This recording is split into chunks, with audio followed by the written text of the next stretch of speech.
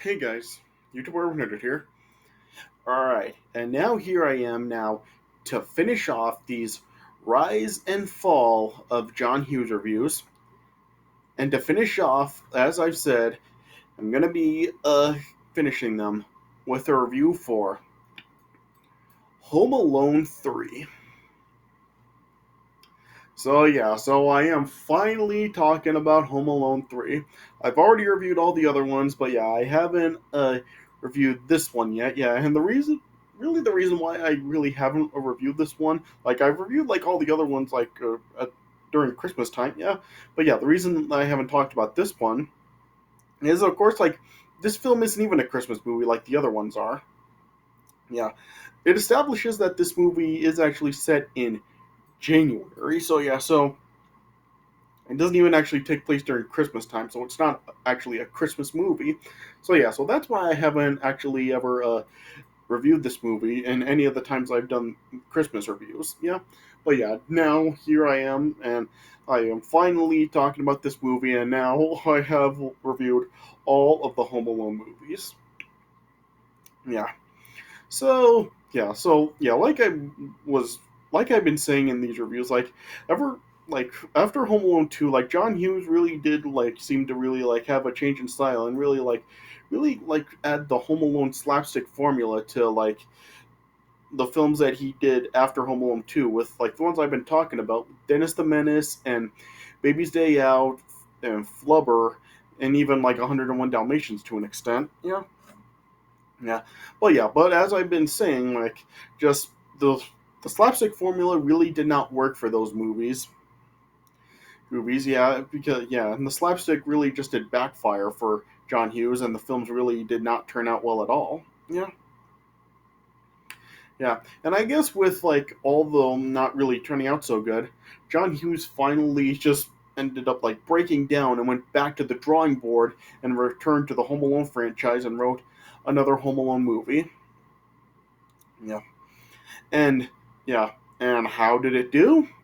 Did it actually improve John Hughes? Well, I think you know the answer to that. While this really is not like a John Hughes's worst movie, like I already said that I really feel that Baby's Day Out has that distinction, yeah. And it's also not the worst Home Alone movie because of course like the franchise would get worse with the following films. Yeah. So despite the fact that it's not really the worst of any either one of those, this was probably the most disappointing John Hughes film and the most disappointing Home Alone movie.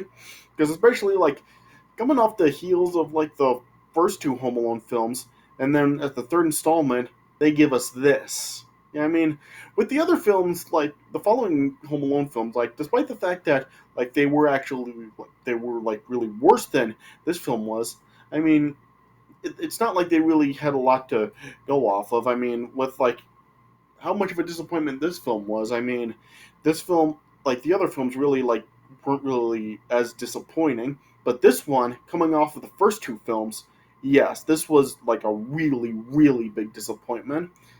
So just of course, like if you know this movie, you do know like how this movie is not even in connection with the first two films at all. Like it has a totally different cast of characters and a totally different story. So it doesn't even have any relation to the first two Home Alone movies at all. Yeah.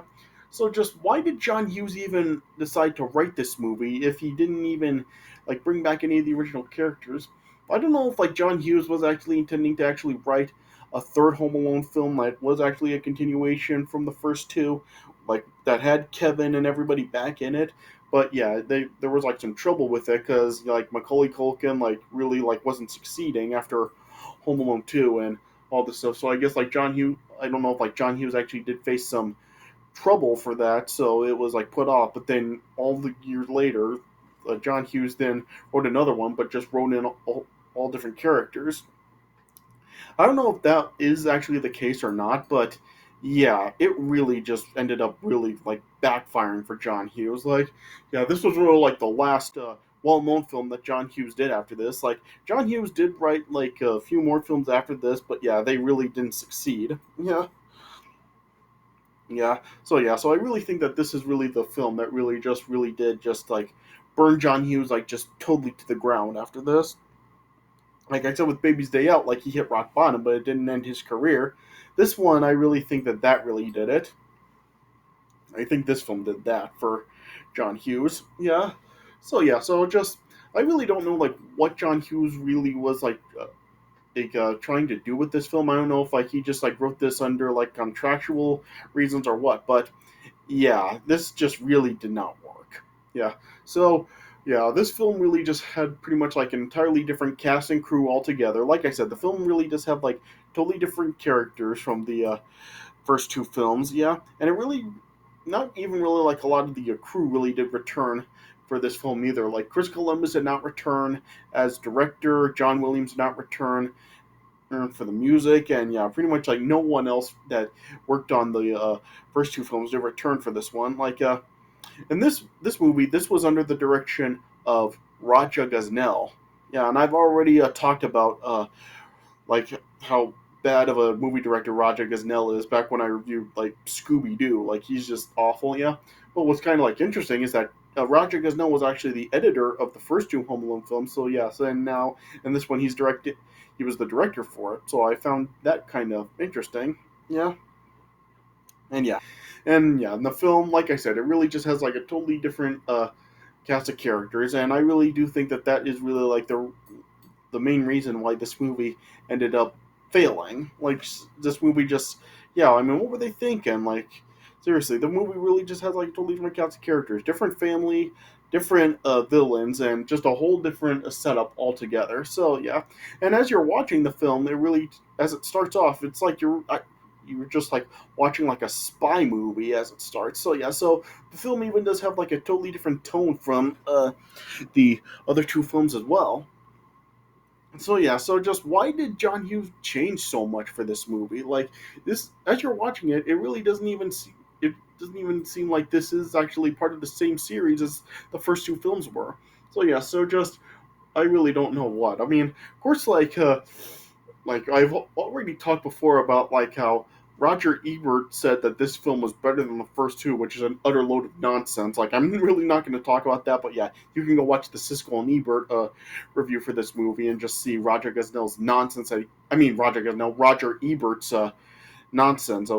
His review about this movie saying it's better than the first two, which everybody knows that's not true. Yeah, yeah, and plus, yeah, this film also, of course, was nominated for a Razzie in 1997, and plus, also, it didn't even do well financially. Like, this film didn't even come close to grossing as much as the first two films did. So, yeah, with all those factors taken in, yeah, of course, like, you do, that pretty much, like, just shows you, like, just how bad this movie really did do. Yeah. So, yeah. So, is there anything good about this movie?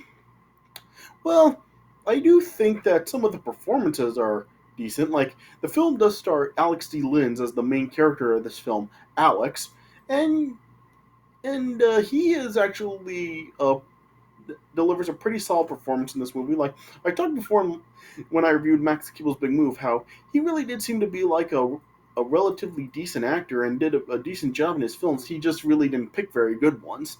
Yeah, and that really seems to be the case here too, because he actually did do like a pretty decent job in this movie with what he had to work with. Yeah, and just yeah, the writing really is just not very good, so he really didn't have much to work with. But he really did seem to give it his all in the movie. And I guess like the other cast members like do like try to work with the script, even though like it really didn't work a lot. Yeah. And plus, yeah, the music in the film also was pretty good. Like I said, John Williams did not return to compose this movie, and for this movie, the music was composed by a guy named Nick Glennie Smith. Yeah, and admittedly, like the music in the film, like I said, it does really have a different tone from the music in the first two films. But yeah, the music is admittedly pretty catchy. Like it does like there are like some dark tunes in the movie, particularly like with the villains in the movie. And the theme for the villains is actually a pretty catchy tune. And there are some like other there's other catchy music throughout this movie as well. One like I think my favorite music track in the movie is like the track that plays like when the police and the family do arrive back at home towards the end of the movie when the villains are captured. Like the score, like that score really just is like really catchy, and I could always listen to that. Yeah. So the film also does have like a pretty good score as well. Yeah. So yeah, so there are like some good things that this movie does have, but yeah, I think it really is safe to say that the bad really does outdo the good. I mean, just I really don't know like why John Hughes even bothered even writing this movie if he couldn't even get back any of the original cast or characters for this movie. So yeah, so the film really just comes across as really pointless, and it really should not have even been made. Yeah, so just I could really harp on for hours really talking about like all the problems with this film, but yeah, if I do that, like this review would last forever. But yeah, but the film still like while it has its moments, it's still a really pointless film and still not a very good one. So yeah, so I would give this film probably 1.75 stars out of 4. All right. So yeah, so I'm already 11 minutes in. So yeah, so I guess I'll just start talking about the premise for the movie. Yeah. All right.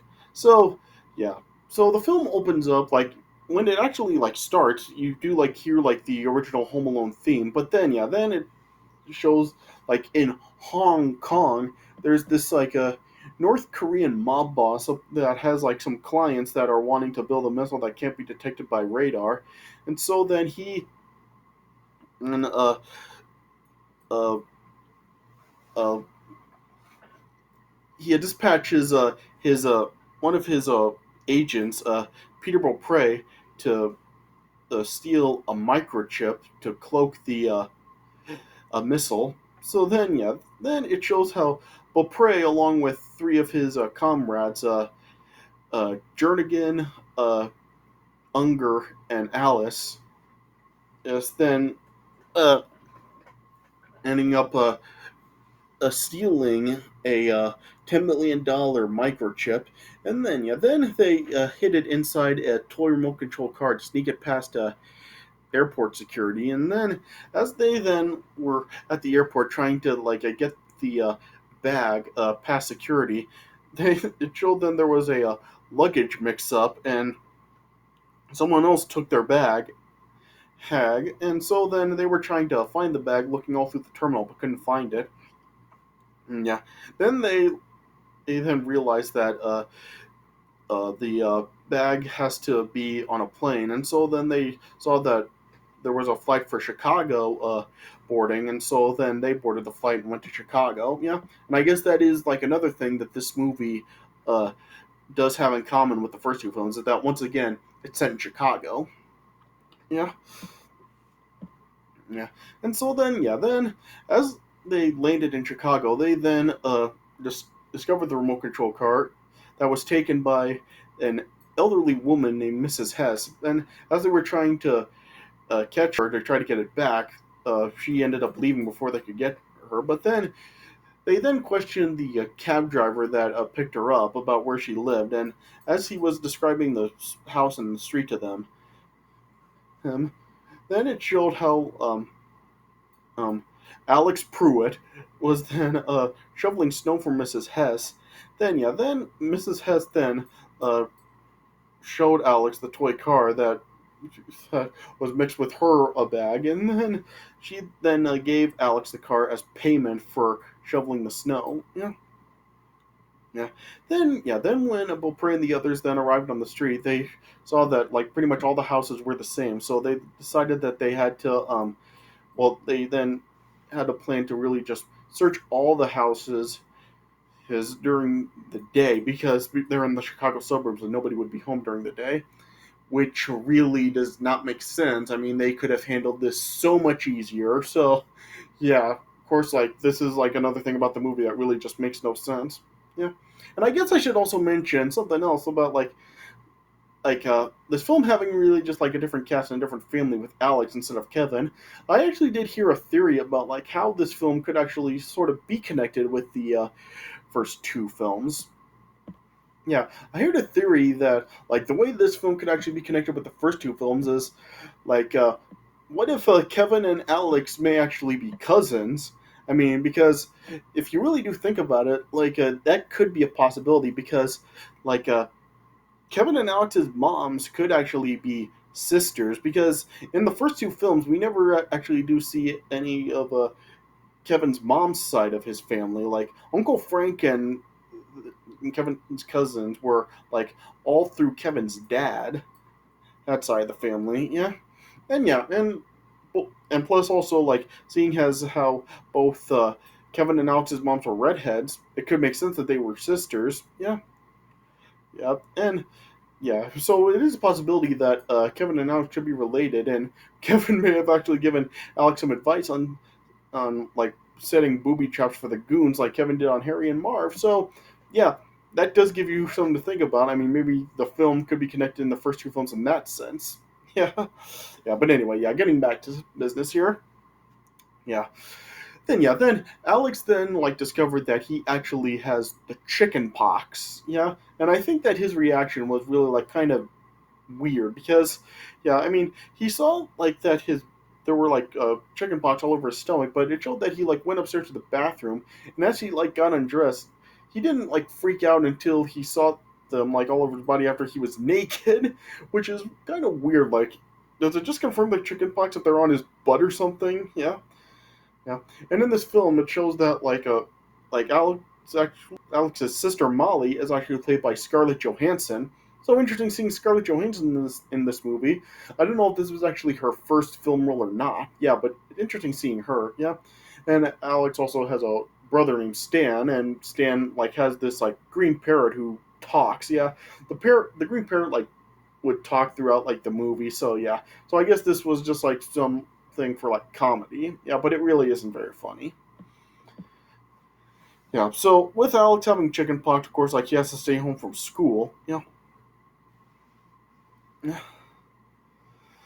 yeah, and then Beaupre and the others then like rented a house on the street to look through like to search the houses is on. Then one day as Alex's mom then like had to go into work for something. Alex was like left at home by himself, yeah. And as Alex was just like looking outside through his telescope, yeah, then he then eventually discovered a Beaupre in one of the houses on the street. And taking Beaupre for a burglar, Alex ended up calling the police. But Beaupre and the others ended up like escaping before the police could see them. Yeah. So then, when the police arrived at the house, they of course didn't see anything, and so they thought that Alex just made up what he saw. Yeah, and then eventually it showed that the FBI then like got word about Beaupre and the others are stealing the chip, and that they didn't actually board the flight to Hong Kong, so they're still in the U.S. and that they would have to find the chip. Yeah. Then the following day, hey, as Alex's dad was leaving for a business trip, Alex was then like looking outside through a telescope again, and then he found Beaupre in another house, and he called the police again. But once again, like the others ended up escaping, and the police didn't see them. Yeah, and so then then we got kind of like this like satisfying scene where like the police was really talking. The police chief was talking to Alex, just saying how like it's not okay to actually call him for false alarms and everything. And then as Alex was really just like really saying how he really did see burglars in the houses. Like once again, nobody did believe him. And then as Alex's mom told him to apologize to the chief, Alex just said to the chief, "Excuse me for being a good citizen." So very satisfying stuff right there. Yeah. Yeah. Then Alex then just finally decided that if nobody would actually be doing anything about the burglaries, that Alex would just have to deal with it himself. So so then at that point, Alex really just like took matters into his own hands. Yeah. Then Alex also realized that because like they weren't actually like stealing anything from the houses, that they were looking for something special, and they're looking in all the houses because they don't know who actually has it. Yeah. So then the following day, then Alex then hooked up a video camera to the RC car, and then drove it into the house that Beaupre was looking through next. Yeah. Then eventually Beaupre ended up discovering the car. Or yeah. Then as Alex tried to get the car away, Beaupre ended up then catching it. Yeah. Then as Beaupre, Unger, Jernigan, and Alex then were like trying to get the chip out of the car. After Beaupre got the tape out of the camera, then Alex then just got the car away from them, and there was like this chase scene where they were like all trying to run after the car, and then we got like some slapstick with them bumping into each other, Unger getting hit by a van, and yeah, just a few other like slapstick moments there. Yeah, yeah. But then Alex then eventually got the car back home. Yeah, and then after he saw that the tape was taken out of the camera, he was still wondering why they were still after the toy car. But then Alex then discovered the chip inside of the car. Then, as Alex was inspecting it, he saw that it had the U.S. Air Force labeled on it. So then Alex then reported the chip to a local recruiting office about it. Yeah, yeah, and then he gave the recruiting officer the number on the chip so that the right people to handle the situation could be contacted. Yeah, then eventually then Beaupre and the others then as they were realizing that there could be like a watch on their hands from the cops being called in with the toy car situation. Then they eventually were able to pinpoint that Alex's address is actually where the source of the car is coming from. Yeah. Then they also ended up getting a call from their mob boss. The mob boss was just telling them that if he doesn't get the chip in the next 24 hours, that the mission would be terminated and all participants would be nullified. Yeah.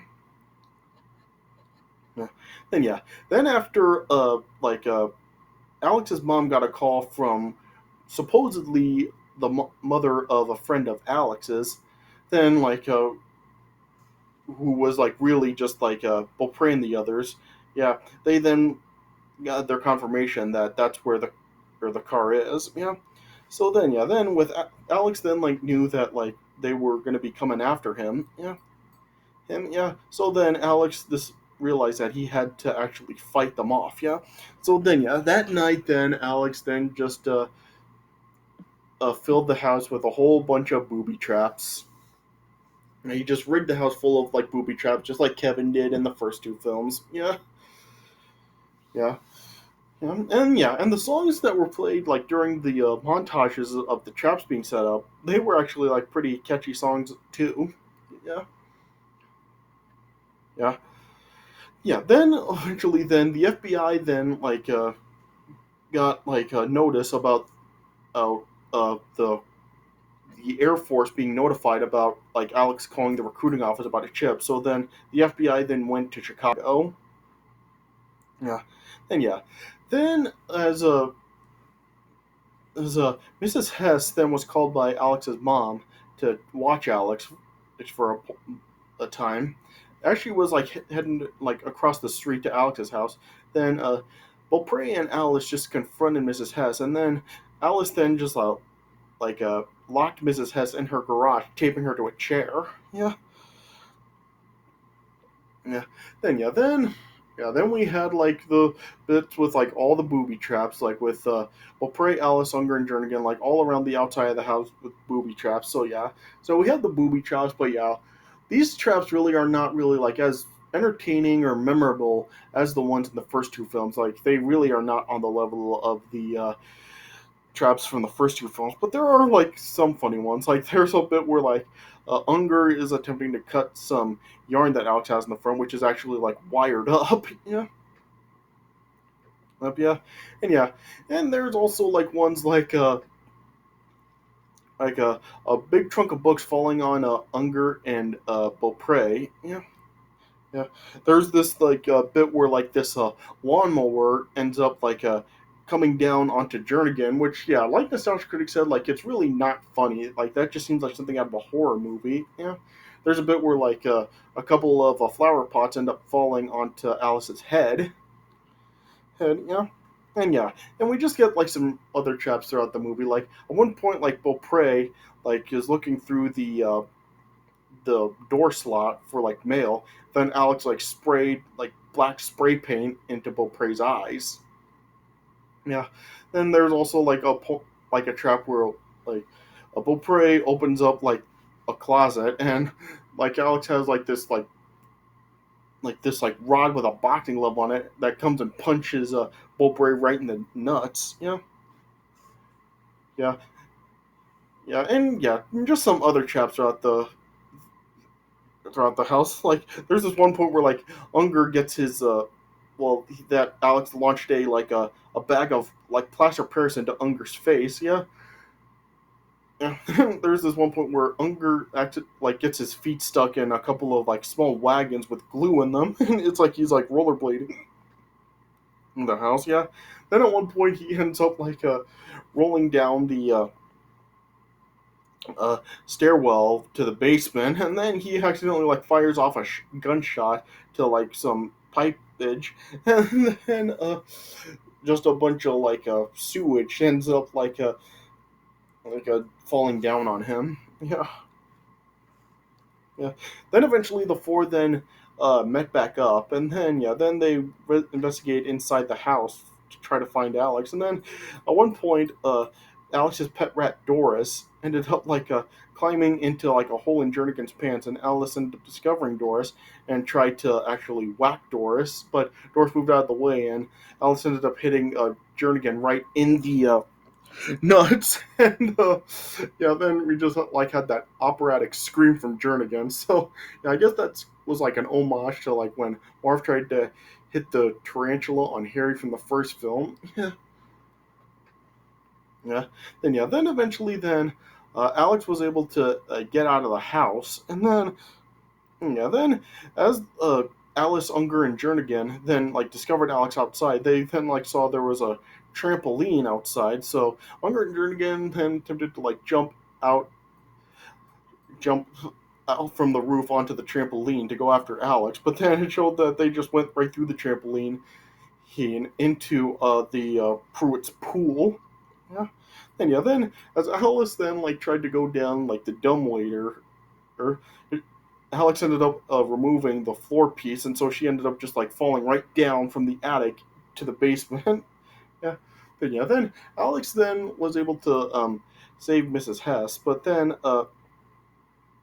Beaupre then appeared and uh, ambushed Alex, and as he was trying to get the chip back, Alex was refusing to hand it back over, and then as he held Alex at gunpoint, it just showed that he had a toy gun, because there was this one point where Beaupre set his gun down, but he wasn't looking at it, and he ended up taking one of Alex's toy guns. Yeah. Then uh, Alex then just scared Beaupre off, saying that he had his gun. But after Beaupre left, it then was revealed that it was just a toy bubble gun of Alex's. Yeah. Yeah. Then the FBI then eventually arrived in Chicago and then informed Alex's mom and siblings of the chip and the situation. So then, after Alex saved Mrs. Hess, the FBI, the police, and Alex's family then all arrived back at the house, and then yeah, we got this funny bit where the police discovered Unger and Jernigan frozen in the pool, and they shouted "freeze," and then Unger just replied, "You gotta be kidding." So yeah, that was admittedly pretty funny. Yeah.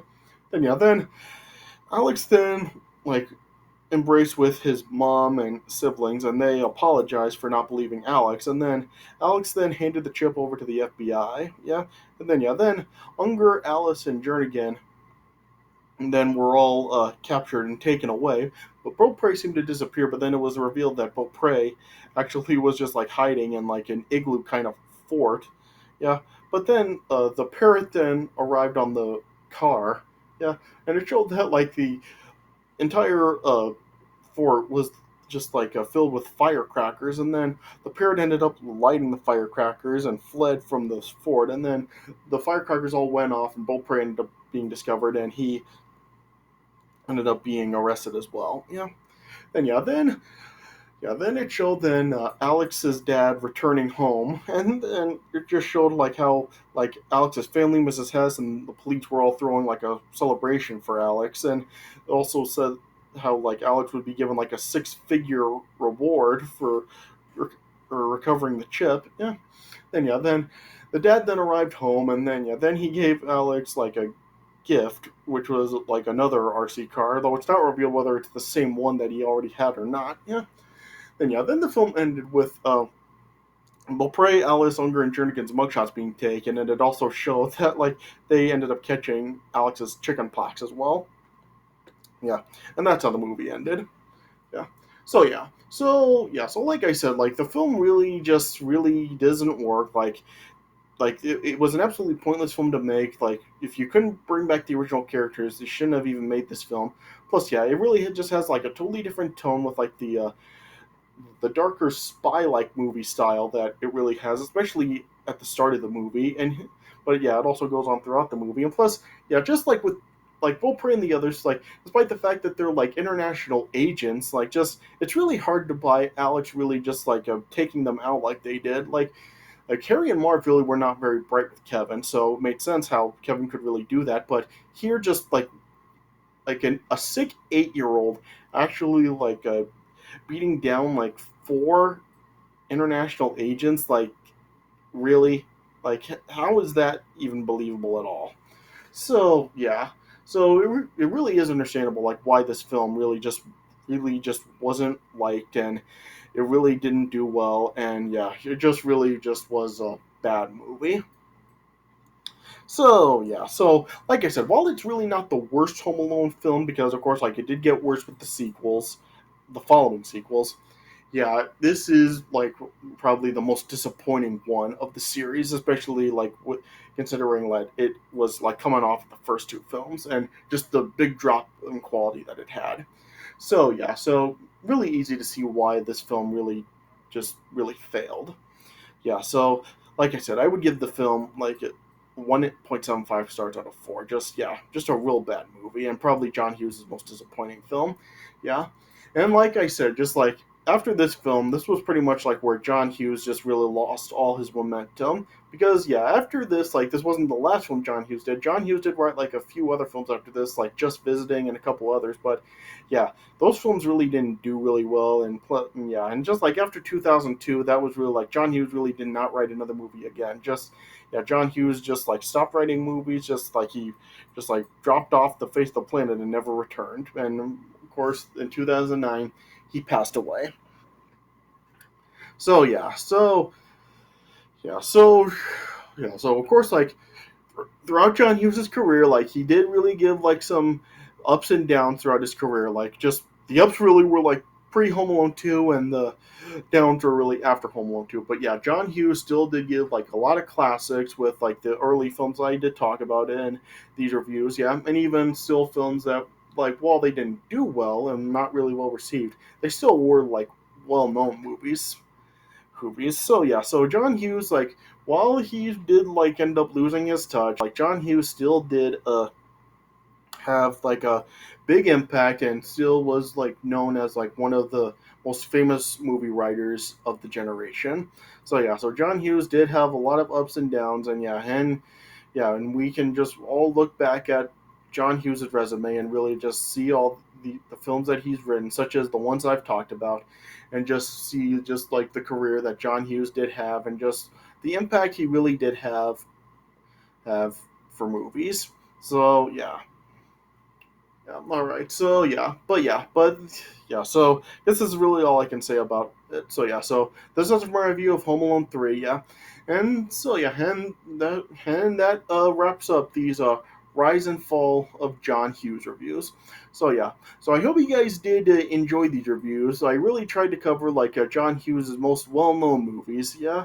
Yeah, but yeah, of course, like John Hughes did write more films than these, so yeah. So if there are any other John Hughes films that I did not talk about in the reviews that you'd like me to talk about, comment on my channel and tell me like some John Hughes films that you may like for me to talk about, and I may like actually me do like a few other like reviews of John Hughes movies as a popular demand reviews. Yeah. Yeah, so if there are any other John Hughes films that you'd like me to talk about that I didn't, comment on my channel and tell me. All right, but yeah, but I hope you guys did enjoy these Rise and Fall of John Hughes reviews. Yeah, yeah, and so yeah, so now yes, but stay tuned because yeah, now that I've now finished off these reviews, like there are some other things that I would like to talk about. Like there's that new Tekken series that is on Netflix, which I would like to talk about. So yeah, so I'll check that out and then I'll make a video to just talk about the series and give my thoughts on it. Yeah. Plus, also there's like the new live action Pinocchio movie coming out on Disney Plus later this week. Yeah. So yeah. So yeah. So I am actually curious to check that out. So I probably will watch that and make a video giving my thoughts on that as well. So yeah. So I got some more stuff coming up. Yeah. So stay tuned for more stuff coming. Yeah.